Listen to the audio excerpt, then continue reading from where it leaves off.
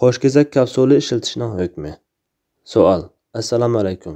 Vatanda planli tug'ish sababidan bir bolasi bor, lekin ikkinchi bolasini tug'ib bo'lsa, majburiy o'zik soldirishi kerak bo'lg'achqa, xizmatchi ayollar ichida hozir ikkinchi qatimliq qo'rsoq ko'tarishida Shanxay va Germaniyada yasalgan qo'shkezak farzand ko'rsatish kapsuli degandek dorilarni ishlatish orqali ko'p farzandlik bo'lishni orzu qiladiganlar sal ko'payib qopti.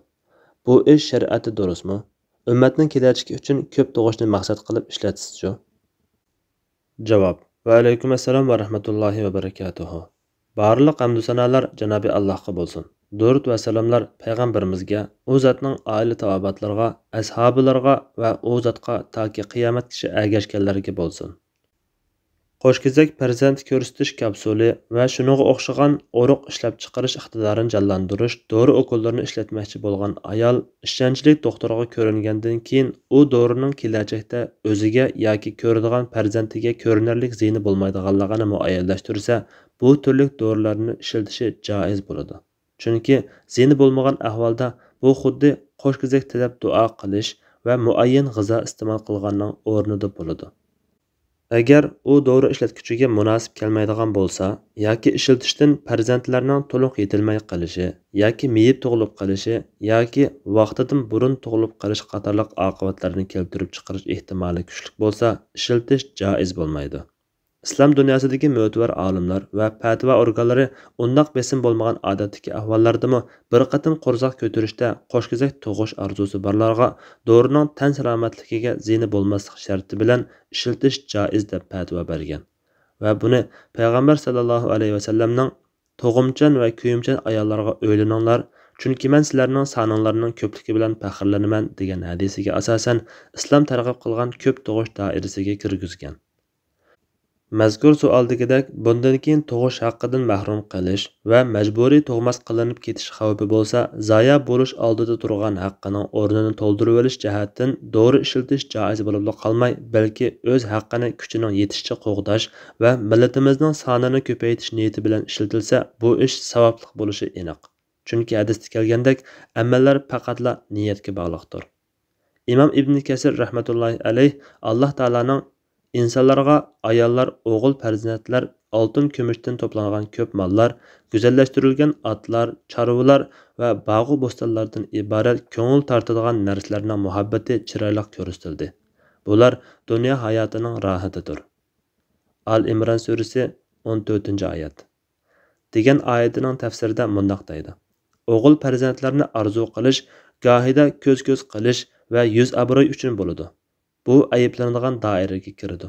Gohida naslini va Allohga shirik keltirmay ibodat qiladigan Muhammad sallallohu alayhi vasallamning ummatini ko'paytirish uchun bo'ladi. Bu payg'ambar sallallohu alayhi vasallamning tug'imchan va kuyimchan ayollarga o'ylaninglar. Chunki men sizlarning qiyomat kuni soninglarning ko'pligi bilan faxrlanaman degan hadisida sahih holatda kelgandek maqtashga sazovor yaxshi ishdir. Dori ishlatish ayol ikkalarining turmushi va kelajagiga munosabatli bo'lg'achqa, doktor maslahat bergan taqdirda erini xabarlantirib, ondan ishlatishi lozim albatta. Shuni eskartmay bo'lmaydiki, doktorlarning aytishicha, dori o'kollarini ishlatish orqali cho'qim qo'shkezak farzand ko'rgili bo'ladi degili bo'lmaydi ekan. Faqatla qo'shkezak farzand ko'rish fursati odatdagidan sal yuqori bo'ladi ekan. Masalan, odatdagi ahvolda qo'shkezak farzand ko'rish fursati 1% 2 bo'lsa, dori yaxshi unum bersa 8% ga, o'kol ishlatsa 20% ga o'rlaydi ekan. Demak, eng yaxshi unum bergan taqdirda qo'shkezak farzand ko'rish fursati 20% atrofidan alqimaydi ekan. Bunisi aniq bo'lgandan keyin shuni bilish kerakki, dori ishlatish sababini qilsin yoki qilmasin, yolg'iz yoki qo'shkezak farzand Alloh iroda qilsa andan bo'ladi. Rasululloh sallallohu alayhi vasallam Alloh vujudga chiqishni kutayotgan insonlar bo'ladi ekan, u cho'qim vujudga chiqadi degan. Shunga qiladigan ishning eng yaxshisi Allohga tavakkul qilish va Allohdan tilashdir. Chunki barliq moddiy sabablarni Alloh taolo yaratgan. Zakariya alayhissalom Parvardigorga: "Ey Rabbim, menga o'z dargohingdan bir yaxshi farzand ato qilgan. Sen haqiqatan duoni eshitguchisan" deb duo qilgan va duosi ijobat bo'lgan.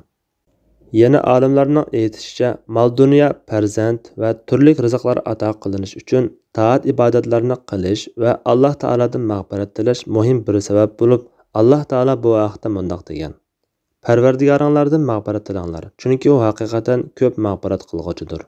Mag'firat tilsanglar, sizlarga mo'l yomg'irliq bulut avatidi. Sizlarga mollaringlarni va o'g'illaringlarni ko'paytib beradi. Sizlarga bog'larni ato qiladi, o'stanglarni ato qiladi. Nuh surasi 10-12 oyatlar. Hasan Basri rahmatullohi alayh qurg'oqchilikdan dard aytib kelgan bir kishiga Alloh taoladan mag'firat tilagan degan. Yana bir kishi kelib uningga yo'qsillikdan dard aytganda uningga Alloh taoladan mag'firat tilagan degan. Yana bir kishi kelib uningga menga farzand ato qilish uchun Alloh taolaga duo qilib qo'ysalar deganda uningga Alloh taoladan mag'firat tilagan degan. Uningdan bu turli dardmanlar uchun o'xshash javob berishning sababi so'ralganda u: "Men buni yenidan davolmadim. Alloh taolaning Qur'onda Nuh alayhisalomning qavmiga degan so'zini bayon qilganligiga asoslandim" deb javob bergan. Andalusluq mufassir Ibn Atiyya rahmatullohi alayh aytadi: Hasan Basri ko'rsatgan Alloh taoladan mag'firat tilash mening qarshimda astag'firullah degan mag'firat tilash so'zlar emas, balki gap, so'z va ish harakatda rostchil va samimiy bo'lishdir. Darvaqa tug'maslik qatorliq musibatlarning turli rizqlardan mahrum qilishga sabab bo'lgan gunoh ma'siyatlar tufaylidan kelganligi aniq. Shunga farzand ko'rish qatorliq ne'matlarga erishiman deydiganmiz, Allohga qaytishimiz va haqiqiy tavba qilishimiz kerak. Hud alayhisalomning qavmiga Rabbinglardan mag'firat tilanglar, ondan uninga tavba qilinglar. Alloh sizlarni muayyan muddatgacha turli manfaatlardan obdan bahramand qiladi. Hud surasi 13-oyat degan.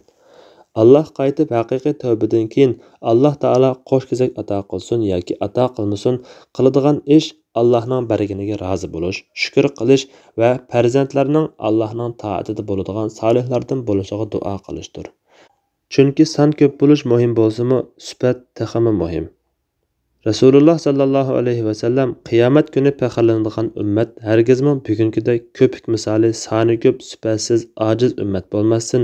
Belki dünyada izzatli yaşayalaydigan, dunyoni gullantiradigan, axloqliq, Allohga itoatman va islom da'vatini o'z ustiga olalaydigan yaramliq, solih ummatdir demak. Islom targ'ib qilgan ko'plik sifatli bo'lgan tur ko'pligidir. Shunga mazkur hadisdan son ko'pligini tushunsak, yuzaki tushungan bo'lamiz. Hasan Basri rahmatullohi alayh Janobi Alloh madhilagan solih bandalarining: "Ey Parvardigorimiz, bizga ayollarimiz va avlodlarimiz orqali shodlik bag'ishlashingni tilaymiz. Bizlarni taqvodorlar peshvosidan qilgin." Furqon surasi 74-oyatda degan duosidagi shodlik bag'ishlashing degan iborani, ya'ni Allohning toatida deb izohlab, o'zining suyumli kishilarini Allohning toatida ko'rishdanmi bag'rak mo'min kishini xursand qiladigan ish yo'qdir deb tafsir qilgan. Alloh eng to'g'risini bilguchidir. Fatvoda Dr. Abdulaziz rahmatulloh. Fatvolar majmuasi 2-tom. 86 numurliq fatvo.